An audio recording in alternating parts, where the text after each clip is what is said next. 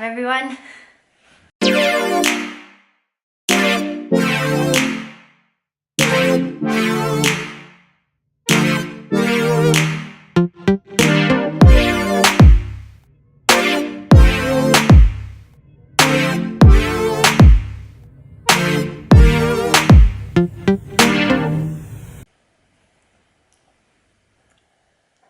So this video is inspired by my trip back to Malaysia this time. It's only been a year since I've been back there the last time, but for some reason these things really stood out to me this time, and it's not like they weren't there before. They were, but it's just I forgot about them, and I wish I was prepared, and I was not, but now I know.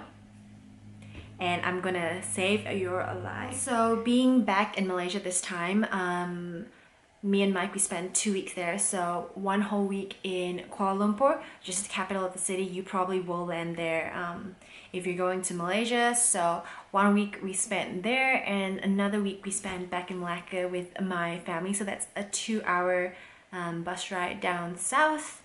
And yeah, so that's what we'll be talking about in the video today. But quick disclaimer,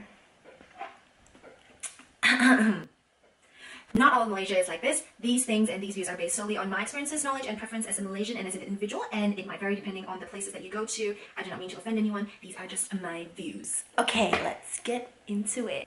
Number 1, getting around. So I would recommend 2 types of transportation. One is taking the trains, and number 2 is actually taking a cab.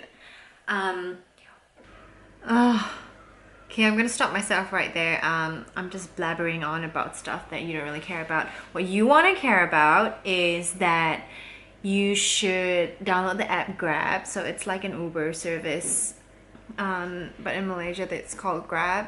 And the thing is that you can pay at the end of the trip, and you can pay with cash. You don't need a credit card for it. You won't get charged shitty currency if you get to pay cash at the end. You don't need a card. We're off to a good start. So number 2 is living somewhere central. So we were lucky enough, we got a good price of the Park Royal Hotel, and that was really centralized. We stayed right next to a train station.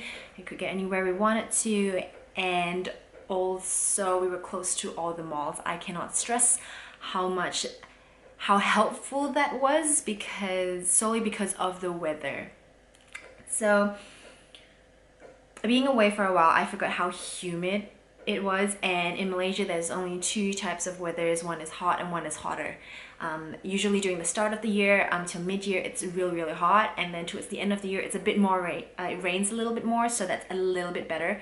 So if you're going at the start of the year, it can get really bad. I was having a lot of trouble putting my makeup on, especially when I was in Malacca. When I was in KL with staying in a hotel, it was much easier because it's air conditioned, and I was fine. I woke up happy, I wasn't grumpy, I wasn't sweaty. But the minute I stepped out, everything started to melt, and I was just wearing less and less makeup throughout the trip because nothing was staying on. Anyway, if you don't want to melt, if you don't like being a sweaty puddle, walking to places might take a while. 10-15 minutes in the heat over here is fine, but in Malaysia you get really nasty. But if you like that, do you? But I wasn't really a fan of that. So being able to reach a mall really quickly, being able to be indoors easily was really helpful. So okay, I do also want to add that I know I'm not being very inclusive of everyone who's going. I just assume that everyone's a lazy fat fuck like me who doesn't want to walk around in the heat a lot. But I know there are tons of wonderful places in Malaysia to go to. Batu Cave is really nice if you want to go explore. But the point is living somewhere central where at the end of the day, if you're tired, you just want to come home and come back to the hotel and have a lot of things around you. Staying right in the middle of the city was really helpful for us. Just go out, food is everywhere. And sometimes when you're tired, you just really don't want to think. You just want to go and eat and be in an air-conditioned place. And that was all around us. So that's what I'm getting at.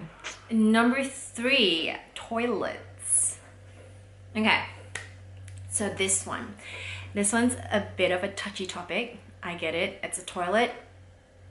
Nobody really wants to talk about toilet situations, but it might save your life. So I completely forgot that in Malaysian toilets, first of all, there's not always tissue rolls readily available for you in each stall. So definitely bring your own tissue paper everywhere. In my bag, there's always at least 2 packs of tissues just in case of anything. And also, second of all, the toilets might be wet. It's useful to you. Not every toilet in Malaysia is like this, but in Malaysia they use, they provide you with water hoses. And people use them, sometimes very extensively. And hence you get wet floors and wet walls. Like flooded floors and wet walls. And you're like, how did this even happen? On this note, I would also recommend wearing shoes at all times instead of flip-flops. I mean, like, if you're okay with stepping in a puddle of toilet water, that is fine. I'm not gonna say it's gonna happen every time. It's like a 50-50 chance. So if you like to live your life on the edge, then you wear flip-flops. But I was like, I'll tell you a story. This is the time that I was so thankful that I wore shoes that day. So I went to the toilet and this lady in front of me went in and she took like a good 10 minutes in there. So everyone in line had to wait for her to finish. And half of those 10 minutes, all you could hear was her washing down the toilet with the hose. She was spraying, she was taking a shower. I don't know what else she was doing in there. You could just hear the water going off and like just, she was blasting it. She was having a lot of fun in there, it seemed. Almost sounded like she was washing the toilets. And then she came out. It was my turn next, and I was like, oh god, okay. Lucky that there wasn't any residue of stuff in there, but the walls and the floors, they were wet. There was not an inch of dry space for you to move in, and if I was in flip-flops, my feet would have been marinating in that toilet water, and I am so glad I wore runners that day. Number 4, how to order at a Mamak. So this one, I'm really excited to talk about this one. You can tell how much I love food. And yeah, so I've actually got notes for this one because get ready. So what a Mamak is, if you don't know, it's a little casual restaurant that's probably usually by the street, and you see little red tables outside kind of thing. It's not air conditioned. Usually you'll see Indian men running the store. So Mamak Malaysians are people of Tamil Muslim origin, and they're regarded as part of the Indian community, and hence that's why you'll see Indian people running the place. So this place, first of all, it's great. Food is cheap. Food and drink is cheap. There's no alcoholic beverages here, but that's enough. They're open till wee hours of the morning, and this is where a lot of Malaysians, we go and just chill out and just catch up with people because it's just convenient and it's nice, and you can sit for however long you want. And yeah, so first of all, it can be very overwhelming to order at a Mamak. Ordering food, you might think, oh my god, what do you mean? How hard can it be? How hard can it be to order food? Well, yes it is when you don't speak Malay and there are 50 items on the menu that are pretty much all in Malay. So this is what a food menu looks like. And this is what the drinks menu look like. So there's so many things, and how would you know which ones are nice and what they mean? You've got weird abbreviations like O and C, Kopi O, Kopi C. What the hell is that? So it was, when I was back this time, I was refiguring out everything as well for the first time. So let me just teach you. I'm not an expert, but once you kind of figure out how and what you like, It's pretty much easy from there, and there's such a good go-to place, trust me. Okay, so for food recommendations, I would recommend these things. I'll list them right down on this side, and I'll try to put up some pictures as well so you kind of know what they are. So first of all would be mee goreng or a Maggi goreng, a nasi lemak, a murtabak, roti assortment like roti kosong, roti telur, then naan with tandoori chicken if that's available. That's really nice as well. Or a rojak. And then now for the drinks. This one you need pen and paper for, and takes a while to get used to, but once you got the hang of it, trust me, you're good to go. You can use this anywhere, even at a coffee shop, in wherever you're ordering coffee, whatever it is, not Starbucks, but like any local areas that you're going to. Okay, so Kopi means coffee, but with condensed milk. So I write down the equations on the screen if that helps. So Kopi is coffee and condensed milk. Kopi C is coffee with evaporated milk and sugar. Kopi O is a black coffee but with sugar. Kopi O kosong. Kosong means no sugar, so black coffee with no sugar. And then ice, kopi ice, is your black coffee with sugar. So most drinks in Malaysia have some sort of sugar in there. So if you don't want sugar, if you forget the word kosong, just order what you want and then say no sugar.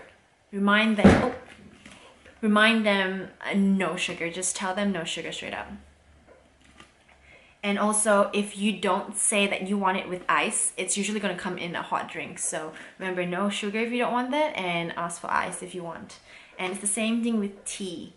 So with tea, it's not your typical English breakfast tea, your peppermint tea. It's a very generic tea. But nobody really knows what tea it is.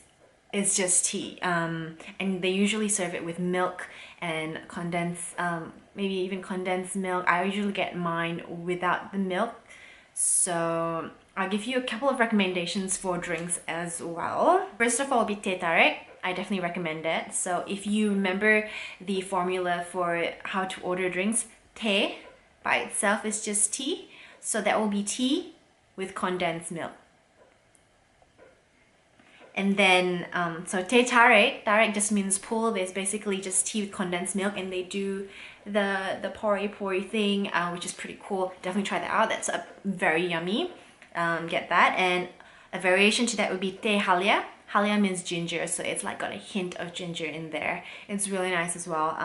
Neslo. Neslo is a Nescafe, means coffee, just coffee, with Milo. And then teh limau ice. This is my favorite. I always order teh o limau ice. That's for something, if you just want something to drink with a bit of taste. It's light. So limau is lime, and this is just like a tea with a bit of lime in it, with no sugar and with ice, of course, because we are all melting. So yeah, those are my recommendations for drinks. I mean, it's not super important that you remember this at the top of your head before you go to Malaysia, but it definitely does help if you're not with a local and you don't know what to order, but you want to try something new. I'll list tip number 5.